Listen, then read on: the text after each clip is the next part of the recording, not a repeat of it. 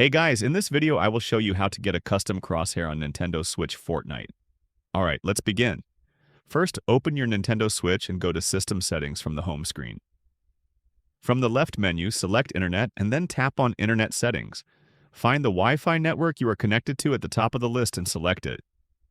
Next, choose Change Settings.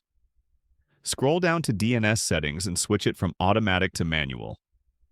Now, select Primary DNS and enter the following numbers carefully: 045.055.142.12.